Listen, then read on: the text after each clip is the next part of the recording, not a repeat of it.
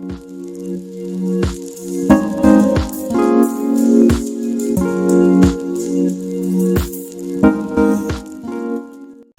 Everyone, आज English grammar में हम शुरू करने जा रहे हैं आर्टिकल्स।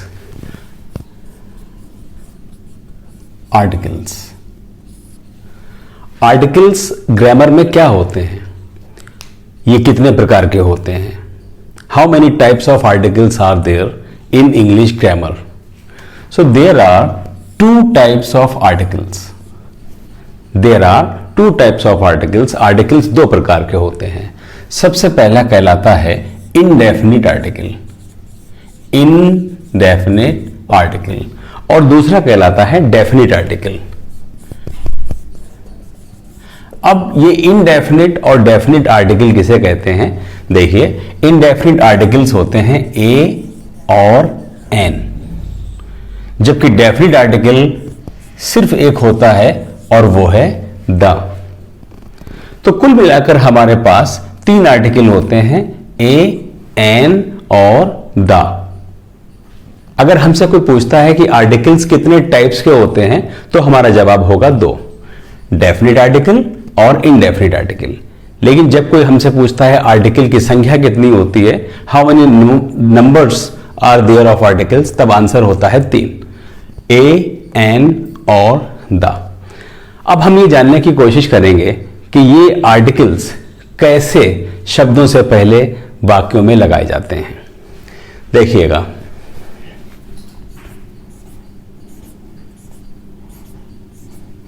दोस्तों ये क्या है? ये मैंने कुछ बर्ड्स यहां पर बनाई हैं। इन सबको संयुक्त रूप से अगर हम मुझसे कोई पूछे तो जवाब होगा बर्ड्स। लेकिन अगर इन बर्ड्स में से हम एक बर्ड को निकाल लें तो यह कहलाती है अ बर्ड। क्या कहलाती है बच्चों? A bird.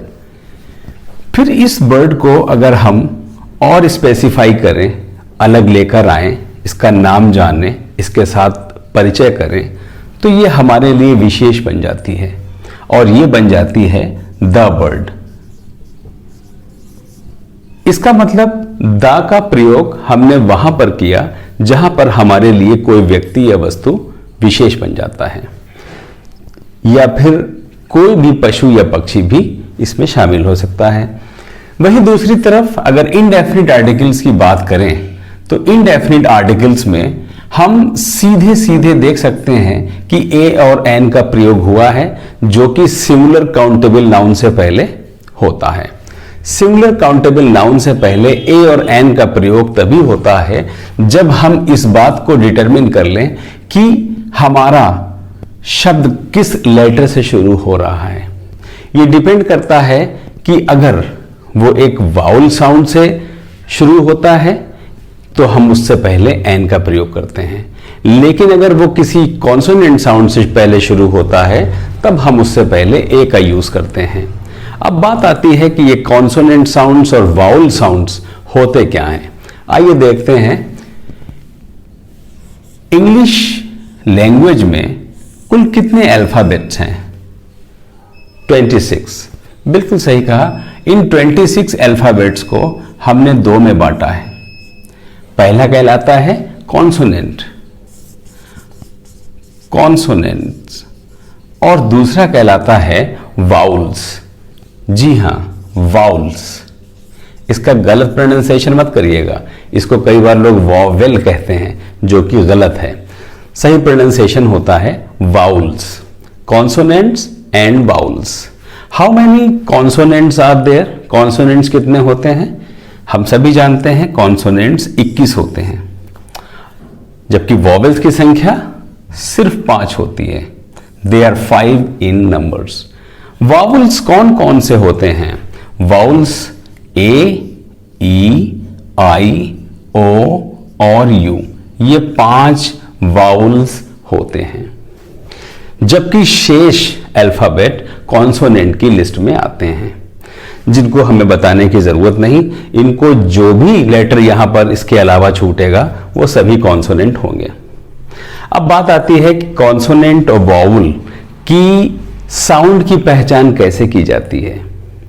देखिए, बहुत सारे वर्ड्स ऐसे आपके सामने आएंगे जो कि वॉवेल से स्टार्ट होंगे, लेकिन उससे पहले एन का यूज नहीं होगा। वहीं दूसरी तरफ कुछ वर्ड्स ऐसे भी आएंगे जो कॉन्सोनेंट से स्टार्ट होंगे, लेकिन उससे पहले ए का यूज नहीं करेंगे। आखिर ऐसा क्यों? आइए जानने की कोशिश करते हैं। जैसा कि मैंने इस वीडियो में बताया कि किसी भी वर्ड से पहले अगर वाउल साउंड हो तो एन का यूज करते हैं। वाउल साउंड, मैंने वाउल साउंड कहा है, वाउल नहीं कहा है। तो मुझे साउंड पे पूरा फोकस करना है, ना कि वाउल पे। अब साउंड किसी किसी इंग्लिश वर्ड में आपने देखा होगा फर्स्ट लेटर साइलेंट रहता है और नेक्स्ट लेटर से हम वर्ड को पढ़ते हैं। तो अगर ऐसा फर्स्ट लेटर एक वाउल है, वाउल लेटर है, तो हम क्या करेंगे, उसके बाद शुरू होने वाला कॉन्सोनेंट लेटर से यदि पढ़ा जाता है तो हम उसको फिर कॉन्सोनेंट का ही वर्ड लगाएंगे जो कि है ए। देखिए, एग्जाम्पल से और अच्छा समझ में आएगा। कुछ इसके एग्जाम्पल्स हम लेते हैं। जैसे वर्ड है डैश काऊ। काऊ वर्ड में सी एक किस तरह का साउंड है? जी हां, ये कॉन्सोनेंट साउंड है और कॉन्सोनेंट साउंड से पहले हम पहले डिस्कस कर चुके हैं कि हम ए का यूज करते हैं, जबकि इन सबसे पहले हम एन का यूज करते हैं। देखिए, कॉन्सोनेंट साउंड होने की वजह से इससे पहले ए का यूज हो गया, ए काऊ। इसी तरीके से अगर हम कहें डैश बफलो, बफलो, बफलो से पहले भी हम ए का ही यूज करेंगे। क्यों? क्योंकि बी फिर से कॉन्सोनेंट वर्ड हमारे सामने आ गया है। और इसी तरीके से अगर हम वर्ड लेते हैं डैश अम्ब्रेला। दोस्तों, अम्ब्रेला वर्ड किस लेटर से शुरू हो रहा है? यू से शुरू हो रहा है। यू से शुरू होने की वजह से हम आराम से ये जज कर सकते हैं कि यू एक वाउल साउंड है, और वाउल होने की वजह से या वाउल साउंड होने की वजह से हम इससे पहले एन का यूज इजीली कर सकते हैं। ठीक उसी तरीके से अगर हम लिखें डैश इंक पॉट, तो इंक पॉट किस लेटर से शुरू हो रहा है? आई से, और आई एक वाउल साउंड है। तो वाउल साउंड होने की वजह से हमने इससे पहले एन का यूज कर लिया। साथियों, ये तो एक कॉमन वर्ड थे जो मुझे लगता है हम और आप बहुत आसानी से सप्लाई कर सकते थे, लेकिन इसके अलावा जो एग्जाम में पूछे जाते हैं या जो थोड़े से एक्स्ट्रा ऑर्डिनरी इनडिफरेंट थोड़े से जो वर्ड होते हैं, उन वर्ड्स की अगर हम बात करें तो वो थोड़ा सा अलग उसमें कॉन्सेप्ट लगता है। देखिएगा, जैसे मैं बोलूं डैश यूनिफॉर्म, यूनिफॉर्म, कौन सा वर्ड, कौन सा इनडेफिनिट आर्टिकल यूनिफॉर्म से पहले लगाया जाएगा? ए या एन? क्या कहा? एन नहीं, गलत है। क्यों? क्योंकि यूनिफॉर्म वर्ड का जब आप प्रोनाउंसिएशन करते हैं तो यूनिफॉर्म वर्ड को बोलने के लिए सबसे पहले आपको वाई का साउंड निकालना पड़ रहा है। जबकि अम्ब्रेला से अगर इसकी कंपैरिजन करें तो अम्ब्रेला बोलने से पहले आपको अ साउंड की आवाज पहले आ रही है। तो अम्ब्रेला बोलने के लिए चूंकि अ साउंड आ रही है इसलिए एन का यूज हुआ, और जबकि यूनिफॉर्म वर्ड बोलने से पहले यू, यू, वाई का पहले साउंड आ रहा है, इसलिए इससे पहले ए का यूज किया जाएगा। दूसरा एक्सेप्शन यानी अपवाद देखते हैं, डैश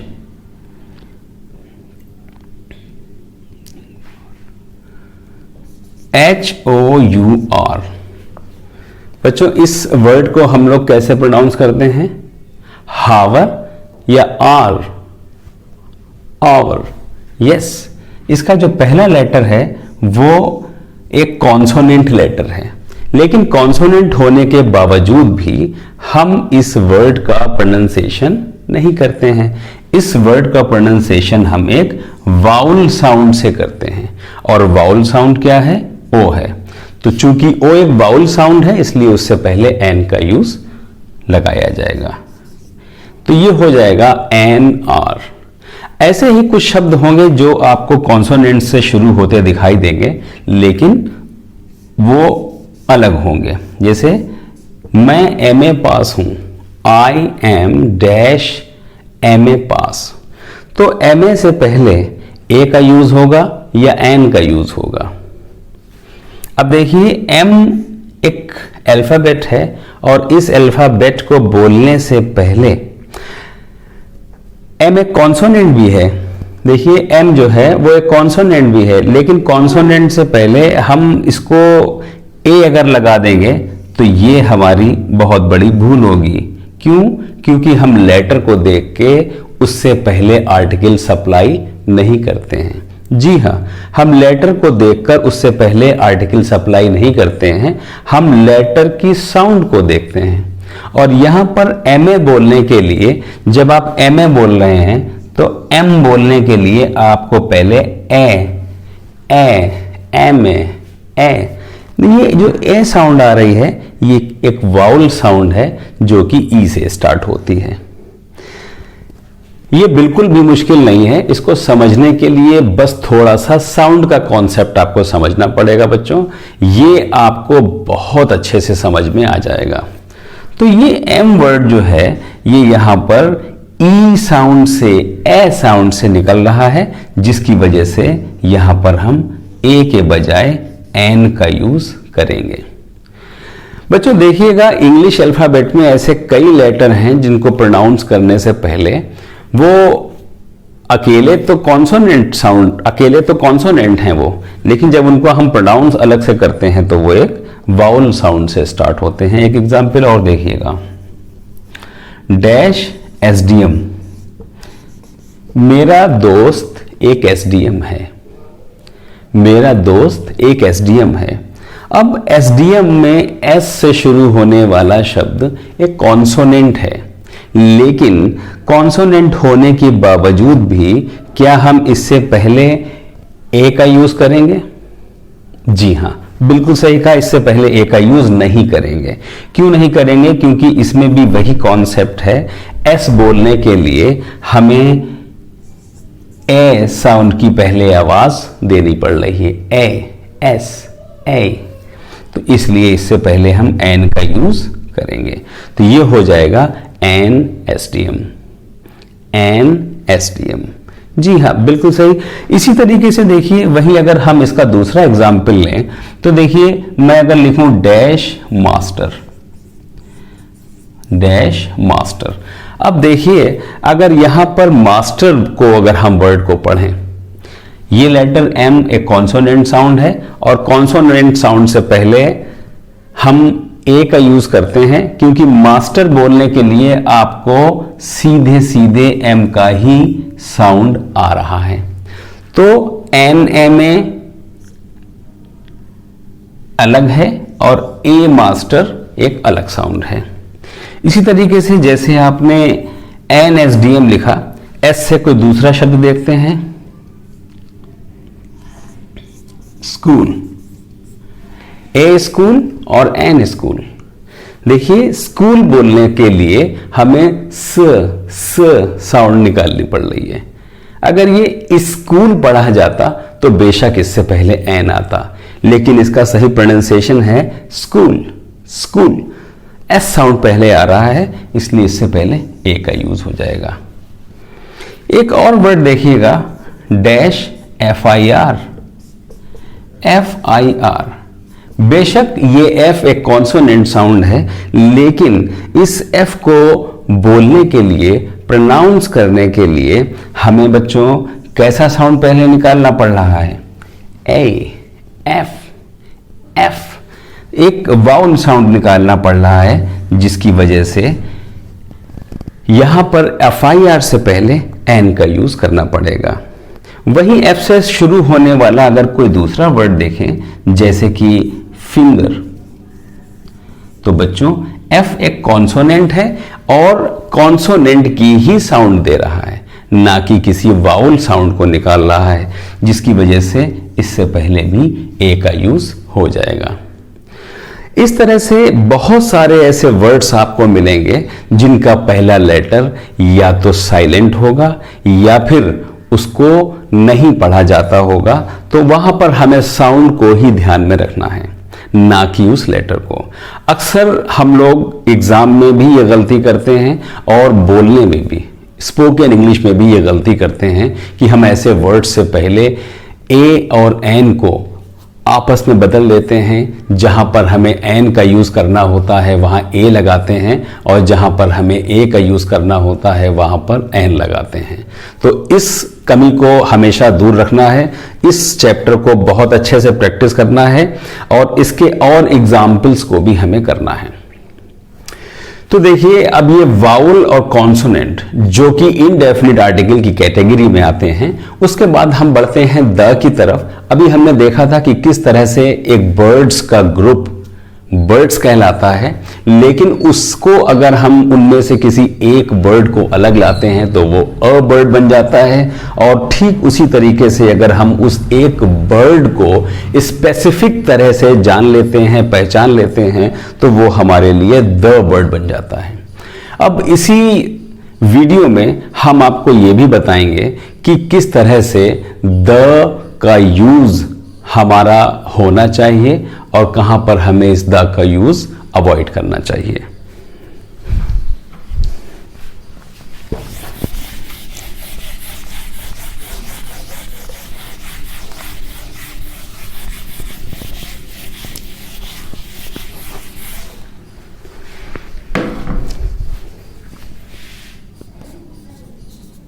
जैसा कि हमने अभी पढ़ा कि द एक डेफिनिट आर्टिकल कहलाता है। द एक डेफिनिट आर्टिकल है। तो ये द जो डेफिनिट आर्टिकल है, इसका यूज कैसे किया जाता है? इसका यूज करने के लिए हमें थोड़ा सा डीप में जाना पड़ेगा, इसके रूल्स को समझना पड़ेगा। द का यूज हमें यह सीखना पड़ेगा कि द का कहां हम यूज करते हैं और कहां इसके यूज को हमें अवॉइड करना होता है।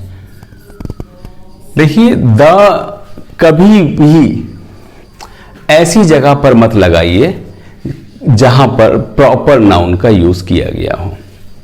तो देखिए, जहां पर प्रॉपर नाउन का यूज होगा वहां पर द का यूज कभी भी नहीं होगा। उसके बाद हम देखते हैं कि द को और कहां नहीं लगा सकते। प्रॉपर नाउन के अलावा हम इसे कभी भी किसी डेट से पहले यूज नहीं कर सकते, यानी तारीख से पहले यूज नहीं कर सकते। डे से पहले भी इसका यूज नहीं होता है। मंथ यानी महीनों के नाम से पहले भी इसका यूज नहीं होता है। ईयर वर्ष से पहले भी इसका यूज नहीं होता है। तो इस तरीके से डे, मंथ, ईयर, इन चारों से पहले द का यूज हरगिज नहीं करा जाता। और देखिएगा, द का यूज किसी भी टाउन यानी कस्बे के नाम से पहले, या फिर सिटी किसी भी नगर या शहर से पहले, स्टेट किसी भी राज्य का नाम लिखने से पहले, किसी भी कंट्री यानी देश का नाम लिखने से पहले भी नहीं किया जाता है। द का यूज किसी बीमारी से पहले भी नहीं होता, किसी भी डिजीज से पहले नहीं होता है। द का यूज किसी भी म्यूजिकल इंस्ट्रूमेंट का यूज करने से पहले भी नहीं होता है। म्यूजिकल इंस्ट्रूमेंट का यूज करने से पहले भी द का यूज नहीं करते हैं। इसके अलावा और भी बहुत सारे ऐसे पॉइंट्स हैं जिसमें हम द का यूज नहीं करते हैं, वो हम अगली स्लाइड में अपनी जब इसको और एक्सप्लेन से पढ़ाएंगे तब हम सीखेंगे। आइए अब देखते हैं कि द का यूज हमें कहां करना चाहिए। द का यूज हमें सुपरलेटिव डिग्रीज से पहले करना चाहिए। सुपरलेटिव डिग्रीज, ये सुपरलेटिव डिग्रीज हम सभी जानते हैं एडजेक्टिव की थर्ड फॉर्म होती है। जी हाँ, नंबर 2 देखिएगा, और इसका यूज कहां होना चाहिए। इसका यूज हम मॉन्यूमेंट से पहले करते हैं। जितने भी हिस्टोरिकल मॉन्यूमेंट्स हैं, स्मारक हैं, उससे पहले द का यूज होता है। और द का यूज हम कहां करते हैं, हम जितनी भी यूनिक थिंग्स हैं वर्ल्ड की, उनसे पहले भी हम द का यूज करते हैं। Unique things, all the unique things of the world. जैसे कि ब्रह्मांड में हमारा सन है, यूनिक है द सन, मून है द मून, द स्टार्स, उनसे पहले करते हैं। होली बुक्स, होली और रिलीजियस बुक्स, जितने भी धार्मिक ग्रंथ हैं, धार्मिक पुस्तकें हैं, उनसे पहले भी द का यूज किया जाता है। उनसे पहले भी द का यूज करते हैं, जैसे कि the Quran, the Bible, the Guru Granth साहब, द रामायणा। और देखिएगा जितनी भी रिवर्स हैं, जितनी भी रिवर्स हैं, जितनी भी माउंटेन्स हैं, या फिर जितने भी पीक्स हैं, या जितने भी ओशंस हैं, उससे पहले भी हम द का यूज करते हैं। The Ganga, the Yamuna, the Sutlej, the Kaveri, the Brahmaputra. Mountains से पहले भी करते हैं, जैसे कि the Himalaya, the Alps. Peak से पहले भी करते हैं, the Kanchenjunga, the Mount Everest. और ओशन से पहले भी करते हैं, the Hind ocean, the Pacific Ocean. और इसके अलावा द का यूज और भी बहुत सी जगहों पर होता है। तो यहाँ पर इस वीडियो में हमने इस वीडियो को शॉर्ट रखा है, तो बाकी हम इसकी नेक्स्ट स्लाइड में भी हम इस पर डिस्कशन करेंगे आर्टिकल्स के ऊपर। आज की वीडियो में दोस्तों इतना ही। अगली वीडियो में हमारी मुलाकात आपसे फिर होगी।